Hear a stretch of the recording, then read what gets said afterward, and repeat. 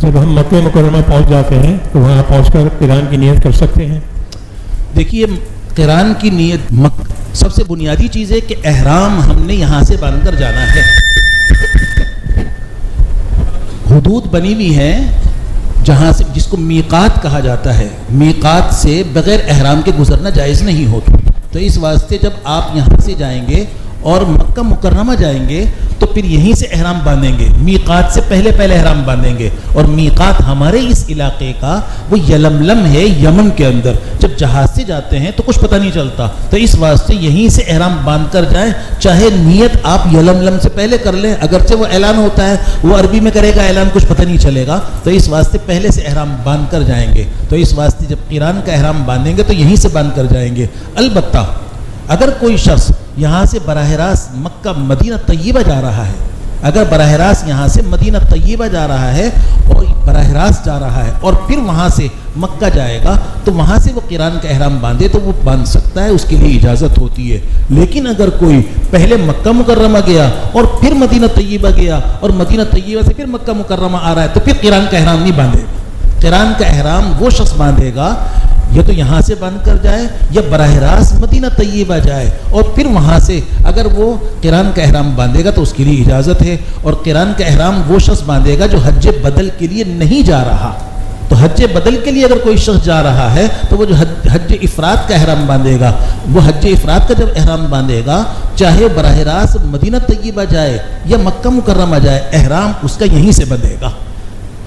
حج بدل کے لیے جانے والا اس کے لیے احرام اگر براہ راست مدینہ طیبہ جاتا ہے تو بھی احرام باندھ کر جائے گا, اس واسطے کہ حج بدل میں احرام اس شخص کے میقات سے بنتا ہے جس کی طرف سے وہ حج کر رہا ہے. چونکہ وہ اپنے مرحوم کی طرف سے حج کر رہا ہے, اس کا میقات یلملم ہے, تو اس کے لیے احرام یہیں سے بنتا ہے. تو اس واسطے یہاں سے باندھ کر جائے گا. یہ بات اگر سمجھ میں آ گئی ہے تو ٹھیک ہے, اگر سمجھ میں نہیں آئی تو دوبارہ سوال کر لیجیے گا. قربانی کے بعد گوشت کا کیا کریں؟ بھائی قربانی کے بعد گوشت آپ کا ہے, گوشت آپ لے جائیے, آپ استعمال کر سکتے ہیں. وہاں حجاج کرام استعمال کرتے ہیں اور وہاں اس کی ضرورت بھی ہوتی ہے, تو اس واسطے ورنہ تو آپ کو خریدنا پڑے گا, آپ نے ساتھ لے جائیں. ہاں اگر وہ قربانی آپ کی دم کفارہ ہے, دم ہے جو کفارے میں دیا, اس کا گوشت فقیر کھائے گا, وہ آپ نہیں کھا سکتے. لیکن قربانی کا گوشت جو ہے دم شکر, اس کا گوشت آپ کھا سکتے ہیں. چنانچہ اس کا گوشت آپ لے جائیں, وہاں آپ کی رہائش گاہ پر فریج بھی ہوں گے, ڈیفریزر ہوں گے, ہمارا کیا آپ استعمال کریں اس کو. میقات اور حدود مکہ کا فرق کیا ہے؟ دیکھیے 3 چیزیں ہیں. سب سے پہلے تو آپ سمجھے بیت اللہ, پھر اس کے بعد مطاف, اس کے بعد مسجد حرام, اس کے بعد حرم, اس کے بعد ہل, اس کے بعد میقات, اس کے بعد آفاق. ہم رہتے ہیں باہر, جب باہر سے ہم اندر آئیں گے اس کو کہتے ہیں میقات. جو اندر جب آئے وہ ہل کہلاتا ہے. ہل کے بعد پھر حرم آتا ہے, پھر حرم کے بعد مسجد حرام آتی ہے, پھر مسجد حرام, وہ اس کے اندر مسجد حرام بھی آ رہی ہے, مطاف بھی آ رہا ہے, بیت اللہ بھی آ رہا ہے. تو اس واسطے میقات وہ متعین مقام کو کہا جاتا ہے. میقات یہ 2 طرح استعمال ہوتا ہے لفظ, اس کا مطلب ایک ہوتا ہے وقت مقرر, ایک ہوتا ہے جگہ مقرر. تو یہاں میقات سے مراد جگہ مقرر, جس کو جبریل امین علیہ السلام نے باقاعدہ نشان زد کر دیا تھا. حضور اکرم صلی اللہ علیہ وسلم کے زمانے میں اس کو متعین کیا گیا تھا, یہ میقات ہے. تو چنانچہ آپ نے پھر بیان فرمایا کہ دیکھو فلاں علاقے سے جو آئے گا اس کا میقات یہ ہے, فلاں علاقے سے آئے گا اس کے لیے میقات یہ ہے, اس کو میقات کہتے ہیں. جو لوگ یہاں سے مدینے جائیں گے وہ احرام کب باندھیں؟ یہاں سے میں نے عرض کر دیا کہ جو مدینہ طیبہ یہاں سے جائیں اور براہ راست جا رہے ہیں اور وہ حج بدل نہیں کر رہے, تو ایسی صورت میں مدینہ طیبہ سے احرام باندھ لیں. اب وہاں سے وہ احرام تمتع کا بھی باندھ سکتے ہیں, یعنی عمرے کا احرام باندھ لیں, یہ بھی کر سکتے ہیں. قران کا باندھ لیں, یہ بھی کر سکتے ہیں. وہ صرف افراد کا باندھ لیں, یہ بھی کر سکتے ہیں. لیکن اگر کوئی حج بدل کے لیے جا رہا ہے تو وہ یہاں سے باندھ کر جائے. کیا حرم شریف, مسجد نبوی اور عرفات میں قضاء عمری ادا کر سکتے ہیں؟ بھائی یہ قضاء عمری کا جو آج کل ایک رواج پڑ گیا ہے, یہ قضاء عمری کا مطلب کیا ہوتا ہے؟ قضاء عمری کا مطلب کہ ہم تو بس نمازی میں پڑھتے تھے, اب وہ ہم ساری عمر کی نمازیں پڑھ رہے ہیں. بھائی اپنے ہم تو نماز الحمدللہ پڑھتے ہیں, تو قضا کس چیز کی؟ ہاں ہماری کوئی چھوٹ گئی ہے نماز, تو اس کو تو آج ہی پورا کرنا چاہیے نا, اس کو تو آج ہی پورا کرنا چاہیے. تو اس واسطے اپنے پاس لکھ لینا چاہیے کہ بھئی اس زمانے تک میں 12 سال پر میرے اوپر نماز فرض ہوئی تھی, لیکن میں 2-3 سال تک نماز نہیں پڑھتا تھا. نماز نہیں پڑھتا تھا، جس کا نتیجہ یہ ہے کہ اس کے بعد میں نے نماز پڑھنا شروع کی. میں اپنے پاس لکھ لیا 3 سال کی نمازیں میں ادا کر رہا ہوں. پھر اپنی نمازوں کے ساتھ وہ نمازیں پڑھتا رہے اور اس کو کاٹتا رہے. اور جب اتنی نمازیں ہو جائیں کہ جتنی میری قضا ہوئی تھی بس ختم ہو گئی. تو قضاء عمری یہ کوئی چیز نہیں ہے، بلکہ یہ تو ایک ہماری کوتاہی کے ازالے کا ایک راستہ ہے. تو وہ کوتاہی کا ازالے کا راستہ ہے، کوئی یہ عبادت نہیں ہے، بلکہ ہم مجرم ہیں تو ہم اپنی کوتاہی کو دور کر رہے ہیں. تو اس واسطے اگر کوئی اپنی نمازیں چھوٹی بھی حرم میں پڑھ رہا ہے تو پڑھ سکتا ہے، لیکن وہاں ایک نماز ادا ایک ہی ہوگی، اجر چاہے زیادہ ہوگا. تو ایک ہوتی ہے کسی چیز کی قوت، ایک ہوتی ہے اس کی تعداد. تو ایک کھجور کی تعداد، ایک کھجور کی ایک روٹی کے برابر طاقت ہے، لیکن پیٹ نہیں بھرتا اس سے.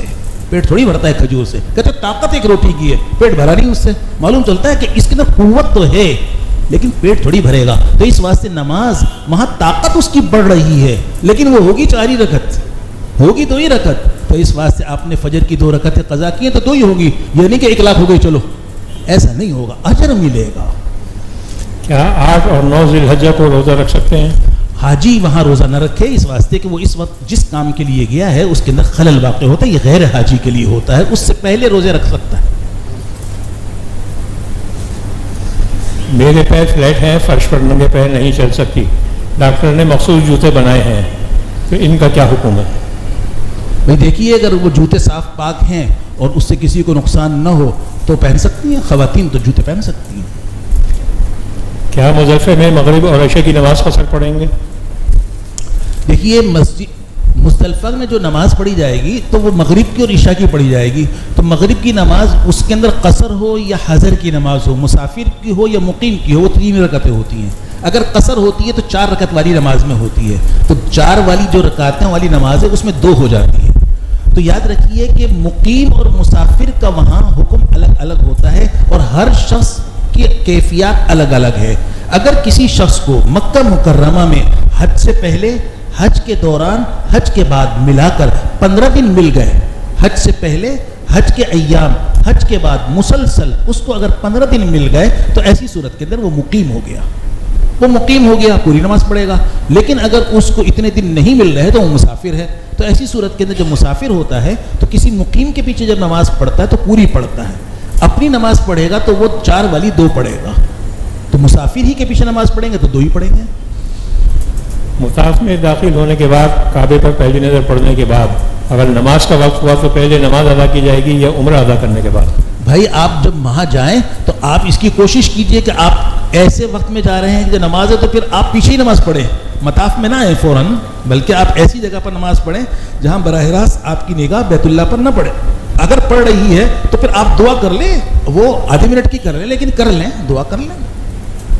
خواتین اس کو ایام کو روکنے کے لیے گولی کھا سکتی ہیں؟ ایام کو روکنے کے لیے گولی کھانے کی اجازت شرعاً ہے، لیکن ڈاکٹر سے مشورہ کر لیں. بعض مرتبہ وہ گولی استعمال کر لیتی ہیں بجائے رکنے کو اور پریشانی کا شکار ہو جاتی ہیں. اس واسطے ڈاکٹر سے مشورہ کر کے پھر استعمال کر سکتی ہیں. شرعاً اس میں کوئی قباحت نہیں، ڈاکٹر سے مشورہ ضرور کریں. حج کی قربانی ہوتی ہے تو یہاں قربانی کرنا بھی ضروری ہے کیا؟ حج کی قربانی آپ وہیں کریں گے. یہاں جو مالی قربانی ہوتی ہے تو مال کی قربانی اس شخص کے اوپر ہوتی ہے جو مقیم ہو اور مالدار ہو. مالدار کا مطلب صاحب نصاب ہو، تو اس پر مال کی قربانی بھی ہوتی ہے. اگر آپ وہاں مقیم ہو گئے ہیں اور اللہ نے وسعت بھی دی ہے تو قربانی آپ وہاں بھی کر سکتے ہیں. یہاں بھی کہہ جائیں تو یہاں بھی ہو سکتی ہے. بس اس کا خیال رکھیں کہ ایسے وقت میں قربانی ہو کہ یہاں بھی قربانی کے دن ہو، وہاں بھی قربانی کے دن ہو. وہاں مثلا 10 ہے، یہاں 9 ہے تو اس وقت یہاں نہیں ہوگی، اور وہاں 13 ہے، یہاں 12 ہے، اس وقت نہیں ہوگی. تو اس کا خیال رکھیں کہ ان دنوں میں ہونی چاہیے کہ یہاں اور وہاں عید کے دن. خواتین اپنے مخصوص ایام میں یہاں سے احرام باندھ کر نیت کر کے روانہ ہو گئیں تو اب وہاں پاک ہونے کے بعد دوبارہ نیت کریں گی یا وہی نیت کافی ہے؟ یہاں سے عمرے کا احرام باندھ کر جائے اور وہ عمرے کا احرام ان کا بندہ رہے گا جب تک پاک نہ ہو تو اپنی قیام گاہ پر رہیں.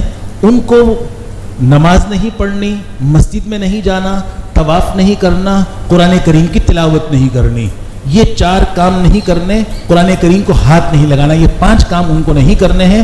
نماز نہیں پڑھنی، طواف نہیں کرنا، قرآن کریم کی تلاوت نہیں کرنی، قرآن کریم کو ہاتھ نہیں لگانا، مسجد میں نہیں جانا، بس یہ کام ان کو نہیں کرنے. باقی وہاں ذکر اذکار کریں، تلبیہ پڑھیں، درود شریف پڑھیں، دعائیں مانگیں، سب کچھ وہ کر سکتی ہیں. پاک ہونے کے بعد اب دوبارہ نیت کرنے کی ان کو ضرورت نہیں. ان کی یہی نیت ہے، دوبارہ نیت ہرگز نہ کریں. یہ احرام پر احرام باندھنا لازم آ جائے گا، جس کی وجہ سے مسئلہ اور بگڑ جائے گا اور پھر ایک دم بھی بعض صورتوں میں آ جاتا ہے. تو اس واسطے وہی نیت جو یہاں سے آپ نے احرام کی تھی وہی احرام برقرار ہے. اگر خواتین اور ضعیف شام یا رات کو کنگری ماریں تو پھر احرام کب کھولیں گے؟ کیونکہ 10 تاریخ کی ترتیب کام میں کنگریاں پہلے کام ہے، اور اگر وہ ہی شام کو ماریں گے تو بقیہ 2 کام کب کریں گے؟ دیکھیے، اگر رات کو کنکری ماری ہے تو ایسی صورت کے اندر اب ان کی قربانی اگلے دن ہوگی، اور اگلے دن قربانی کے بعد سر کے بال کٹائے جائیں گے، اور پھر اس کے بعد احرام کھلے گا. احرام کی پابندیاں پھر ختم ہوں گی، اس سے پہلے احرام کی پابندیاں برقرار رہیں گی. تو اس واسطے ترتیب یہی رکھیں گے، بس تاخیر تھوڑی سی عمل کے اندر ہو رہی ہے، اس میں کوئی حرج نہیں. ناپاکی کی حالت میں مسجد نبی میں کہاں تک جا سکتے ہیں؟ دیکھیے، جو مسجد کی حدود ہے اس کے اندر نہیں جائیں گے. ایک مسجد کے محراب کی طرف سے ایک فرش اضافی بنا ہوا ہے، وہ مسجد سے باہر ہے، تو لیکن پھر بھی تحقیق کر لینی چاہیے کون سا حصہ مسجد کا ہے، کون سا حصہ مسجد کا نہیں ہے. تو وہاں معلومات رکھنے والے حضرات بتا سکتے ہیں. تو اس واسطے بہرحال وہ آگے کا حصہ جو محراب کی جانب کا ہے وہ یقیناً مسجد سے باہر ہی ہوگا، اس واسطے کہ محراب پیچھے اور وہ آگے کا حصہ ہے. تو اس واسطے معلومات کر کے پھر اطمینان کر کے کہ مسجد کی حدود نہیں ہے تو وہاں تک جائیں، بس اس کے علاوہ نہ جائیں. وہاں پر اکثر نماز کے بعد نماز جنازہ ادا ہوتی ہے، خواتین کے لیے اس کے لیے کیا حکم ہے؟ بھئی دیکھیے، یہ کام مردوں کے ہیں تو بس وہاں اپنی بیٹھی رہیں اور ذکر میں مشغول رہیں. اس واسطے کہ نماز مرد مسجد میں کس طرح پڑھتے ہیں یہ ان کا ایک مستقل طریقہ ہوتا ہے. تو اس واسطے نماز جنازہ کا بھی طریقہ ہے، لیکن اگر کسی نے نماز جنازہ کا طریقہ سیکھ رکھا ہے تو شامل ہو سکتی ہیں. لیکن یہ نماز جنازہ میں شرکت کرنا عورتوں کا پسندیدہ نہیں ہے. حدیث میں تو عورتوں کو نماز جنازہ سے دور کر دیا گیا تھا، اس کا ذکر آتا ہے. تو اس واسطے پسندیدہ نہیں ہے، لیکن اگر کوئی وہیں ہے اور اس کو طریقہ بھی آتا ہے تو شامل ہو جائے تو گنجائش ہے. اگر کسی شخص نے اپنا نام لے کر روضے پر سلام عرض کرنے کا کہا ہو اور اس شخص کا نام بھول جائے تو کیا کیا جائے؟ دیکھیے، اگر وہاں روضے اقدس پر سلام پیش کرتے ہیں کہ السلام علیکم یا السلام علیک یا رسول اللہ من طلحہ مثلا، من سعید مثلا، کہ میں سلام پیش کرتا ہوں من فلان فلاں کی طرف سے، تو یوں سلام پیش کرتے ہیں کہ السلام علیک یا رسول اللہ، اور نیت یہ کر لیں جن جن حضرات نے سلام کے لیے کہا تھا ان کی طرف سے میں سلام عرض کر رہا ہوں. احرام سے پہلے بالوں میں مہندی لگا سکتے ہیں؟ جی، احرام سے پہلے مہندی لگائی جا سکتی ہے. حج کے دوران محرم کا انتقال ہو جائے تو عورت حج کے بارے میں کیا کرے؟ اچھے سوالات ہونے چاہیے. جی، کیا ہم حج والے قربانی پاکستان میں اسی ٹائم کر سکتے ہیں؟ حج کی قربانی میں نے عرض کیا کہ وہ تو حدود حرم میں کرنی ہے. آپ نے مال کی قربانی پاکستان میں ہوگی، حج کی قربانی حدود حرم میں. اسی طرح کفارے کی قربانی بھی حدود حرم میں ہے. صدقہ جو دیا جاتا ہے افضل وہیں ہے، یہاں بھی دیا جا سکتا ہے، لیکن حج کی قربانی تو وہیں کرنی ہے. ہم ایک گھر کے 6 افراد حج کے سفر کے لیے جا رہے ہیں تو اونٹ کی قربانی کر سکتے ہیں اور اس کی ترتیب کیا ہوگی؟ 6 افراد جا رہے ہیں تو کم سے کم ایک یعنی 7واں حصہ ہے، کم سے کم 7واں حصہ ہے. کوئی زیادہ لے سکتا ہے تو زیادہ بھی لے سکتا ہے. تو اس واسطے 6 افراد ہیں اور وہ کوئی ایک زیادہ لے لے حصہ تو کوئی حرج نہیں. عمرہ شروع کرتے ہوئے عورتیں کس طرح نیت کریں؟ کانوں تک ہاتھ اٹھائیں یا نہیں؟ عورتوں کو نماز میں جتنے ہاتھ اٹھانے ہوتے ہیں اتنا ہاتھ اٹھائیں. عورت کو نماز میں سطر کا لحاظ رکھنا چاہیے اور اس کی جتنی سطر کی چیزیں ہیں اس کے اوپر سطر ہی ہونا چاہیے. اس بات سے ہاتھ اٹھاتے وقت کندھے تک ہاتھ اٹھائیں بس. میں نے حج ادا کر لیا ہے، والد صاحب کی طرف سے حج بدل کر رہا ہوں جو مرحوم ہے، تو میں قربانی اپنی طرف سے کروں یا والد صاحب کی طرف سے؟ حج بدل اگر شرعی ہے تو ایسی صورت میں حج افراد کریں اور حج افراد میں قربانی نہیں ہوتی. لیکن اگر وہ حج بدل شرعی نہیں ہے، نفلی کر رہے ہیں، تو پھر ایسی صورت کے اندر آپ کو 3 ہی طرح کے احرام باندھنے کی اجازت ہے. حج افراد کا احرام باندھے تو پھر اس میں قربانی نہیں ہوگی. تمتع یا قران کا باندھ رہے ہیں تو پھر قربانی کریں گے، پھر آپ اس کو کرنی ہوگی. وہ پھر انہی کی طرف سے ہوگی جن کی طرف سے آپ کرنا چاہتے ہیں حج. طواف وداع اور طواف زیارت ایک ہی نیت سے ہو سکتا ہے؟ دونوں کی نیت الگ الگ ہوگی، مجبوری کے اندر ایک دوسرے کے قائم مقام شرعاً بنایا جاتا ہے. تو اس واسطے یہ سوال یوں نہ کریں، بلکہ یہ سوال یوں ہوگا کہ طواف زیارت وہ نیت مستقل ہے، طواف وداع کی نیت مستقل ہے، لیکن بعض مرتبہ اس میں اندر کچھ غلطی ہو جاتی ہے، تو ایسی صورت میں طواف وداع کو طواف زیارت کے قائم مقام بنا دیا جاتا ہے. اصالتاً اصلاً نیت دونوں کی الگ الگ ہو، اور نیت میں نے عرض کیا ضروری ہے. کیا مریض پیمپر پہن کر مجبوراً عمرہ ادا کر سکتے ہیں؟ بھئی اگر خدا نخواستہ کوئی معذور ہے، معذور شرعی ہے، تو اس کو استعمال کر سکتا ہے. معذور شرعی کا مطلب بھی ذہن میں رکھنا چاہیے. معذور شرعی اس کو کہا جاتا ہے کہ اس کو عذر ایسا ہے، پیشاب کے قطروں کا یا ریح کے خارج ہونے کا ایسا مرض ہے کہ اس کو پورے وقت میں 4 رکعت نماز صحیح ادا کرنے کا موقع ہی نہیں ملتا. مثلا عصر سے مغرب پورا وقت اس میں 4 رکعت پڑھ نہیں سکتا، فوراً وضو ٹوٹ جاتا ہے.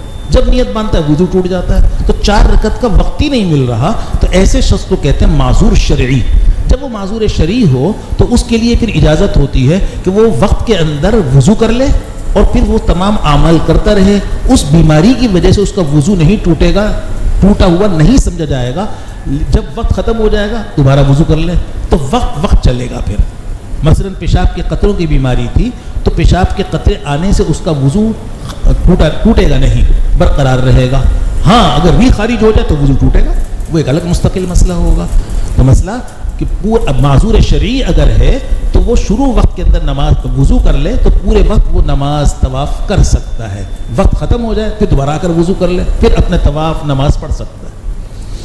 عمرے کے بعد بغیر بال کٹوائے احرام کھولنے کی پابندی ہم پر سے ختم ہو جائے گی، اور ہوٹل دور ہے تو کیا ہم حرم میں مزید نماز اور طواف کر سکتے ہیں؟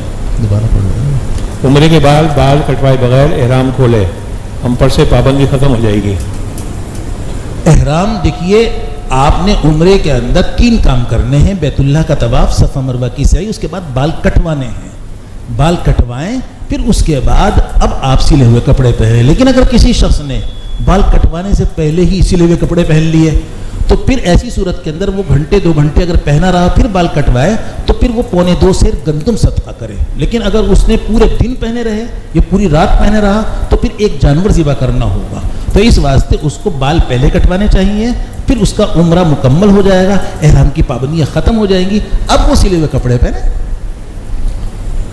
کیا احرام کے کام مکمل ہونے کے بعد نماز اور طواف ادا کر سکتے ہیں، حرم میں رہ سکتے ہیں؟ بالکل. آپ نے طواف مثلا آپ نے 3 کام کر لیے، احرام کی چادریں بندھی ہوئی تھی، آپ نے طواف بھی کیا، سعی بھی کی، بال بھی کٹوا لیے، لیکن آپ نے چادریں بندھی ہوئی آپ کی، آپ وہیں ہیں، آپ کی رہائش دور ہے، آپ وہیں ہیں تو ٹھیک ہے.